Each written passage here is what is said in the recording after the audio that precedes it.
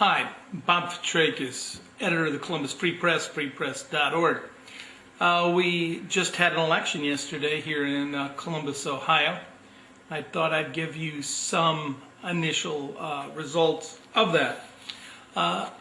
Looks like the capital city in the country's most famous battleground state has gone blue again. And here's some election results. Michael Coleman, the moderate DLC, Democratic Leadership Council mayor, won by nearly 40 points over Bill Todd, a Republican operative who has ties that goes to Karl Rove and the White House, and a man who acted as lawyer for various Republican operatives and groups in Ohio during the infamous 2004 election. So Michael Coleman trounces the well-known Republican attorney, Bill Todd. That doesn't mean, of course, that Ohio is moving strongly in a progressive direction. Michael Coleman is a very moderate man here in the Capitol. The good news in the council race, though, is that the leading vote getter is also the most progressive member of the Columbus City Council. We at the Free Press have applauded her work in the past, Charlita Tavares, very much in touch with the grassroots. The other three incumbent Dems were swept into office with her. Herschel Craig, also a very progressive individual who had been appointed to council, won his first election to the council. But lurking not far behind in the mix were, of course, Michael Mentel, the council president, who's very much pro-development. And the good thing about the Democrats in Franklin County, when they sweep the council seats, they'll represent the Republicans better than the Republicans could represent themselves when it comes to being developer-friendly. And finally, Andy Ginther, sort of everything that's wrong with the Democratic Party. 32 years old, was appointed to the school board, then appointed to council, really has no opinions other than what the special interests tell him.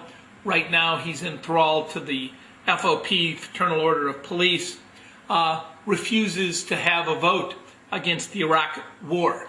So also elected to council, a incredibly conservative Democrat, really the embodiment of everything that's gutless and spineless about that party, Andy Ginther. We talk about the Gintherization of the Franklin County Democratic Party in honor of Andy Ginther, a great non-entity who lacks a spine. Other interesting things we might note quickly is that at the Board of Education, a well-known political operative, a good friend of Senator Voinovich, Jeff Cabot, the man that made sure contracts were steered to Democratic candidates as well as Republicans. He was really the Republican anchor there. He was unexpectedly upset by Gary Baker II, an endorsed Democrat.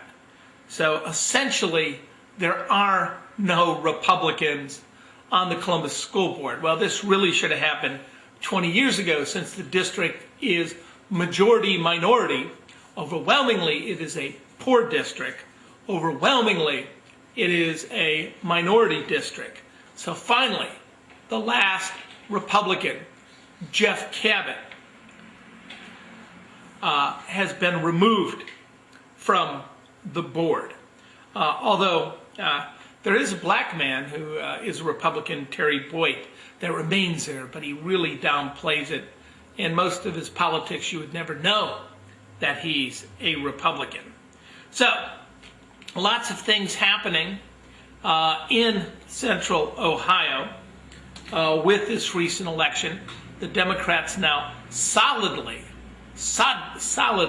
in control of the capital city. Franklin County, of course, in 2006, went 58% for Ted Strickland, the moderate Democrat. So the Republicans are being swept out. Just another note, interesting race, Steve Stivers, Senator Steve Stivers, generally thought to be one of the great hopes of the Republican Party, socially liberal, but with credentials as a combat vet, has finally agreed to run against Mary Jo Kilroy.